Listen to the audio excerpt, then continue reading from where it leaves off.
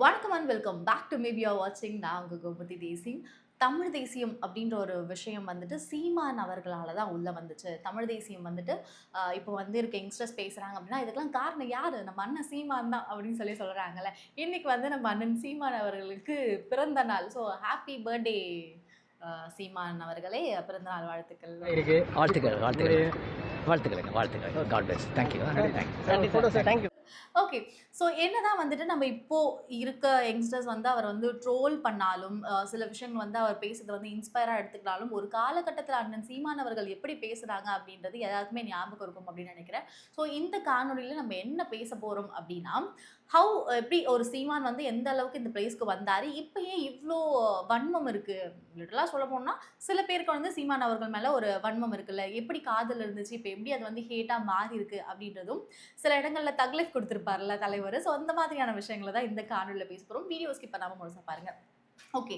ஒரு லவ் அப்படின்றது சீமான் அவர்கள் மேல எப்படி வந்துச்சு அப்படின்னா, அவர் வந்து தமிழ் தேசியம் சார்ந்து பேச ஆரம்பிச்சாரு. அவருடைய குறிக்கோள், அவருடைய எண்ணம், அவருடைய நாடி நரம்பு எல்லாமே வந்து தமிழ் தேசியமா மட்டும் தான் இருந்துச்சு. தமிழர்களுக்கானதா மட்டும் தான் இருந்துச்சு. இப்ப வரைக்கும் பார்த்தா தெரியும். யார வேணும்னாலும் விமர்சனம் பண்ணுவாரு. நான் இப்படி பண்ணுவேன், நான் அப்படி பண்ணுவேன், அது இதுன்னு சொல்வாரு. ஆனா, தமிழர்கள அவரு விமர்சனம் பண்ண மாட்டாரு. கோவம் வரும் அவருக்கு. திட்டுவாரு. "என்னடா இப்படி முட்டாள்களா இருக்கீங்களே!" அப்படின்னு திட்டுவாரே தவிர, விமர்சனம் பண்றது அப்படின்றத வந்துட்டு அவர் பண்ண மாட்டாரு. மேபி ஆப்போசிட் கட்சியில, ஆப்போசிட் பார்ட்டில ஒரு தமிழர் இருக்காரு அப்படின்னா, அவர கூட அவரு பேசி நான் எந்த காணொளியும் பார்க்கல. நான் பார்க்கல. நீங்க பார்த்திருந்தீங்கன்னா சொல்லுங்க. ஸோ இந்த மாதிரியான ஸ்டாண்ட தான் வந்துட்டு சீமான் அவர்கள் எடுத்தாரு. தமிழ் தேசியம் பேசுறது. தமிழ் தேசியம் மூலமா வந்துட்டு யங்ஸ்டர்ஸ கவர்றதுன்றது it's not a easy thing. ஏன்னா நமக்கு வந்து நெறைய தலைவர்கள் தெரியும். நெறைய பேர நம்ம பார்க்குறோம். நெறைய பேர் கூட நம்ம பேசுறோம். நெறைய பேருடைய பேச்ச நம்மளால ரசிக்க முடியும். அதுல ஒருத்தர் தான் சீமான். ஆனா அவருடைய கொள்கைய பின்பற்ற முடியுமா அப்படின்னு கேட்டா ஒரு கேள்விக்குறி. அப்படி நான் பேசுறதையும் நீ ரசிக்கலாம், என் கொள்கையும் நீ பின்பற்றலாம் அப்படின்னு சொல்லிட்டு ஒரு விஷயம் பண்றவர் தான் அண்ணன் சீமான். ஸோ நெறைய பேர் இப்ப தமிழ் தேசியம் பேசுறாங்க அப்படின்னா, அதுக்கெல்லாம் முழுக்க முழுக்க முழுக்க காரணம் சீமான் தான். ஸோ அவர் பேசுற வீடியோலாம் பார்த்தாலே தெரியும். அவர் வந்து விவசாயிகளுடைய கஷ்டத்த பத்தி பேசுவாரு.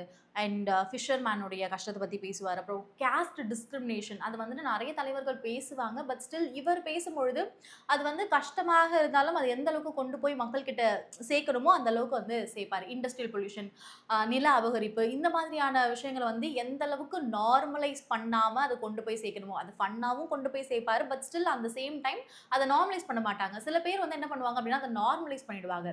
எந்த அளவுக்குனா, ஃபார் எக்ஸாம்பிள் ஒரு விஷயம் சொல்லவா? ஒரு ரூ. 1000 ஒரு கட்சி குடுக்குறாங்க. இல்ல வந்துட்டு ஏதாவது ஒரு பார்ட்டி வந்து உங்களுக்கு மாசம் ஒரு ரூ. 1000 குடுக்குறாங்கன்னு வச்சுக்கோங்களேன். நான் வந்து நாளைக்கு உங்களுக்கு ஒரு கேள்வி கேட்கிறேன். நீங்க வந்து இந்த மாரி பண்ணல, அந்த மாரி பண்ணல அப்படின்னு கேள்வி கேட்கிறோம்னா, "உனக்கு நான் ரூ. 1000 குடுத்தேன்ல, அதுல நீ என்ன பண்ண?" அப்படின்னு ஒரு விஷயத்த நம்ம நார்மலைஸ் பண்றோம்ல, ஜெனரலைஸ் பண்றோம்ல. "நான் உனக்கு இது குடுத்துருக்கேன். நீ ஏன் இத பண்ணல?" அப்படின்னு ஜெனரலைஸ் பண்றோம்ல. அது வந்து அவர் பண்ண மாட்டாரு. பண்ணதில்ல. ஏன்னா எந்த ஒரு கட்சியுமே இப்ப வரைக்கும் நமக்கு தெரியும். ஒரு எலக்ஷன் நடக்குது அப்டின்னா, காசு வாங்கிட்டு ஓட்டு போடுறது அப்டின்றது எல்லாருக்குமே தெரியும். இப்போ வரைக்கும் சில பேர் வந்து காசு வாங்கிட்டு ஓட்டு போடுறாங்க. சில பேர் காசு வாங்கிட்டு வேற கட்சிக்கு ஓட்டு போடுறாங்க. அது பண்ணலாம். நீங்க காசு வாங்கிட்டு அந்த கட்சிக்கு வேணா ஓட்டு போடலாம். நான் இன்ஃப்ளூயன்ஸ்லாம் பண்ணல. I am just telling you. But Seeman இப்போ வரைக்கும் அந்த எந்த எலக்ஷன்லுமே அவர் வந்துட்டு காசு குடுத்து ஓட்டு வாங்கிக்கிட்டாரா அப்படின்னு கேட்டா, கிடையாது. அவருடைய ஆரம்ப காலத்துல அவருடைய ஓட்டு விழுக்காடு வந்து எந்த அளவுக்கு கம்மியா இருந்துச்சோ, அதுலருந்து 1.5, 2.3, 5, 6 அப்படின்னு சொல்லிட்டு இப்போ 8% உயர்ந்திருக்கு அப்படின்னா, அவருடைய பேச்சு, அவர் பின்னாடி இருக்க யங்ஸ்டர்ஸ் இவங்க எல்லாருமே காரணம். இதெல்லாம் வந்து நம்மளால மறக்க முடியாது. நான் ஆரம்ப காலகட்டத்திலேருந்து சொல்ற ஒரே விஷயம் என்ன அப்படின்னா, சீமானுடைய ஓட்டர்ஸ் எல்லாமே யங்ஸ்டர்ஸ் மொத விஷயம். அதே மாரி இந்த ஃபர்ஸ்ட் ஓட் போடுறாங்கல்ல, அவங்க எல்லாருமே சீமான் அவர்களுக்கு தான் போட்டிருப்பாங்க. நெறைய பேர் வேற ஒருத்தவங்களுக்கு போட்டிருப்பாங்களா அப்படின்னு கேட்டா, நோ ஆப்வியஸ்லி நாட். ஸோ அது மட்டும் இல்லாம இத தாண்டி அவர் ஸ்பெசிஃபிக்கா என்ன விஷயம் பண்ணுவாரு, பேசுவாரு. நெறைய விஷயங்கள் நெறைய பேர்கிட்ட பேசுவாரு. அண்ட் தென் காமெடியா பேசுவாரு. ஒரு பிரஸ் மீட்லாம் இருக்கு அப்படின்னா, காமெடியா பேசுனது வெறுப்பா தான் பேசுறாரு. அது நீங்க காமெடியா எடுத்து ட்ரோல் பண்ணி போட்டு அந்த மனுஷன வந்து ஜோக்கர் ஆக்கி போடுறீங்க. ஸோ ப்ரூட்டலா அட்டாக் பண்ணுவார். லிட்டரலா அவர் வந்துட்டு ரொம்ப ப்ரூட்டலா ஒரு பெர்சன அட்டாக் பண்றதுக்கு வந்து அவர் யோசிக்கவே மாட்டாரு. பேசுறியா? நான் இப்படி தான் பேசுவேன் அப்படின்ற மாரி அட்டாக் பண்ணுவார். ஸோ ஒரு சில மொமெண்ட்ஸ்லாம் பார்த்தா நமக்கே தெரியும். சில வீடியோஸ்லாம் பார்க்கும்பொழுது தெரியும். இப்படி தான் அவர் பேசுவாரு அப்படின்ற ஒரு விஷயம் இருக்குல்ல. விஜயகாந்த் வந்து தூக்கி அடிச்சிருவேன் அப்படின்ற ஒரு டைலாக் வந்து எல்லா இடத்துலையும் பேசப்பட்டுச்சு. எல்லா இடத்துலையும் அது இப்போ வரைக்கும் ட்ரோல் மெட்டீரியலா யூஸ் பண்ணிட்டு இருக்கோம் நம்ம. அண்ட் அதே மாதிரி தான் சீமான் அவர்கள் பேசுற சில விஷயங்கள வந்து நம்ம இப்போ ட்ரோல் மெட்டீரியலா யூஸ் பண்றோம். சில விஷயங்கள் பார்க்கும்பொழுது சிரிப்பா இருக்கும். எல்லாமே ஃபைன். பட் ஸ்டில் அவர் பேசுற விதம் வந்து ப்ரூட்டலா அட்டாக் பண்ற மாரி தான் இருக்கும். அது வந்து ரொம்ப கொஞ்சம் மலிகிலாம் பேச மாட்டார். நான் இப்படி தான் பேசுவேன். எடுத்துக்காட்டி போ அப்படின்ற மாரி ரொம்ப ப்ரூட்டலா ஒரு சில விஷயங்கள்லாம் பேசிருவார் சீமான் அவர்கள். அதர் தென் தட் எதனால அவருக்கு இப்போ சமீப காலமா ஹேட் அப்படின்னா, இதுக்கு முன்னாடி இந்த லவ் விஷயம்லாம் அவங்க கொடுத்த ஆதரவு அப்படிலாம் வந்துட்டு முன்னாடி நடந்தது. இப்போ எதுக்கு வந்து சமீப கால ஹேட் அப்படின்னா, அண்ணன் சீமான் அவர்கள் விஜய் வந்து அரசியலுக்கு வரதுக்கு முன்னாடி என்ன சொல்லியிருப்பாரு அப்படின்னா, "என் தம்பி தானே வரட்டும்" அப்படின்னு சொல்லியிருப்பாரு. ஆனா இப்போ ஸ்டாண்ட்ல நிக்கிறாரா அப்படின்னு கேட்டா கொஸ்டின் மார்க். அவர் வந்து ஒரு காணொளியில பேசும்போது சொல்லியிருப்பாரு, "தம்பி நான் குட்டி கதைலாம் சொல்ல மாட்டேன். நான் சொல்றது கட்டுக்கதை" அப்படின்னு சொல்லி தம்பி நான் குட்டி கதை சொல்லவன் அல்ல தம்பி, கட்டுக்கதையை சொல்ல வந்தவன் சொல்லி ஆரம்பிப்பாரு. அப்பயே தெரிஞ்சிருச்சு. Okay. He is not going to stand with him. He is going opposed with him அப்படின்றது தெரிஞ்சுச்சு. ஸோ அதனால இப்போ இந்த யங்ஸ்டர்ஸ்லாம் இருக்காங்களே, இந்த யங்ஸ்டர்ஸ் ஓட்டெல்லாம் வந்துட்டு விஜய் அவர்களுக்கு போயிடுச்சு. அப்ப விஜய் ஃபேன்ஸ்லாம் யாரு அப்படின்னா, இந்த மாதிரியான ஃபேன்ஸ் தான் இருக்காங்க அப்படிங்கும்போது, சீமானுக்கு வந்து அது ஒப்போசிஷனா தான் தெரியுது. இப்போ வந்து சீமான் அவர்கள் பேசுறது எல்லாமே வந்துட்டு அவங்களுக்கு 2ஆ தெரியுது அப்படின்ற மாரி தான் சொல்லணும். மேபி சில டைம்ல 2ஆ தான் பேசுறாரு. ஃபார் எக்ஸாம்பிள் இந்த ஒரு காணொளியில சொல்லியிருப்பாரு. என்ன அப்படின்னா, "ரொம்ப டல்லா இருக்கியா? டயர்டா இருக்கியா? நீ வந்துட்டு மாட்டுக்கறி சாப்பிடு, ஜிம்முக்கு போ. பக்கத்துல ஏதாவது ஜிம் இருந்துச்சுன்னா ஜிம்முக்கு போ" அப்படின்னு சொல்லியிருப்பாரு. ஸோ அதே சீமான் அண்ணன் என்ன பண்ணுவாரு அப்படின்னா, மாட்டுக்கு மாநாடு நடத்துறது, மரங்களுக்கு மாநாடு நடத்துறது, இந்த மாதிரிலாம் பண்ணும்பொழுது பீப்பிள் ஆர் லைக், "இவர் என்ன அன்னைக்கு ஒரு வார்த்தை பேசினாரு, இன்னைக்கு ஏன் இப்படி பேசுறாரு?" அப்படின்ற மாரி சொல்லியிருந்தாங்க. அண்ட் தென் ஒருத்தவங்க நல்லா பேசுறாங்கன்றதுக்காக அவங்க நல்லது பேசுறாங்களா அப்படின்னு கேட்டா கிடையாது. பட் ஸ்டில் அண்ணன் நல்லதா தான் பேசியிருக்காரு. இப்படிதான் சொல்லி ஆகணும். வேற வழி கிடையாது.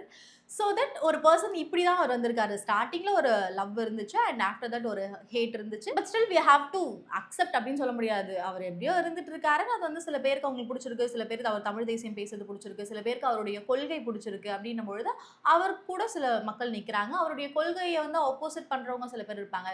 எனக்கு இத்தனை நாளா அது பிடிச்சிருந்தது. எனக்கு திடீர்னு அவர் பண்ற செயல்பாடு எனக்கு பிடிக்கல அப்படின்னு சொல்லிட்டு ஒரு சில மக்கள் இருக்கும்பொழுது அவங்க வந்து இல்லைங்க வேண்டாம் நான் ஒதுங்கிக்கிறேன் அப்படின்ற மாதிரி சொல்லிட்டு இருக்காங்க. Else you can like him or hate him, but you can't ignore him. எந்த வகையிலுமே உங்களை வந்துட்டு சீமானை வந்துட்டு இக்னோர் பண்ணிட்டு கடந்து போற மனுஷனா அப்படின்னு கேட்டா ஆப்வியஸ்லி நாட். ஏன்னா அவர் பேசின விஷயங்கள் ஆகட்டும், ஒண்ணு நீ வந்து அவரை ரொம்ப காதலிச்சு சீமான் மேல ரொம்ப அபிப்பிராயம் கொண்டு அவருடைய கொள்கையை பின்பற்றி தமிழ் தேசியம் அப்படின்ற ஒரு வகைக்குள்ள போவீங்க. இல்ல எனக்கு இவர் பேசுறது பிடிக்கல, தமிழ் தேசியம்லாம் ஓகே தான், ஆனா இவர் பேசுறதுலாம் எனக்கு பிடிக்கல அப்படின்னு சொல்லிட்டு நீங்க அவரை வெறுக்க ஆரம்பிப்பீங்க. ஆனா இக்னோரெல்லாம் அவரெல்லாம் பண்ணவே முடியாது. நீங்களே இக்னோர் பண்ண நினைச்சா கூட அவர் பண்ண விட மாட்டாரு. ஏதாவது ஒரு வம்பு பேசி ஏதாவது ஒரு விஷயத்தை முன் வச்சு இந்த மாதிரி தான் பண்ணுவாரு. ஸோ இந்த தடவை வந்து சட்டசபையில அண்ணன் சீமான் அவர்கள் இருப்பாரு அப்படின்றது வந்து பல பேருடைய கனவா இருக்கு. அது அண்ணனுடைய கனவா இருந்துச்சு. ஆனா இப்ப இருக்கா அப்படின்னு தெரியல. So we have to wait for the upcoming moment. Until this is signing off Vijay Gomathi Desingh tata bye. வந்தவன் போனவெல்லாம் சிறுபான்மை வச்சுக்க செருப்பு கழட்டி அடிச்சுருவேன். நான் சொல்றேன், வெறி கொண்டுருவேன் நான். எந்தக்கு நீ இதை பேச்சுக்கிற? யார் சிறுபான்மை? இந்த சிறுபான்மைன்னு சொல்றேன். சிறுபான்மைன்னு ஏன் சொல்றேன்? நீங்க யோசிச்சு பாருங்க, எப்படி சிறுபான்மை? உலகத்துல மதத்தை வச்சு மதம் மாறிக்கொள்ளக்கூடியது தம்பி. மொழியும் இனமும் மாறிக்கொள்ள முடியாதது. அப்ப மொழி இனத்தின் வச்சுதான்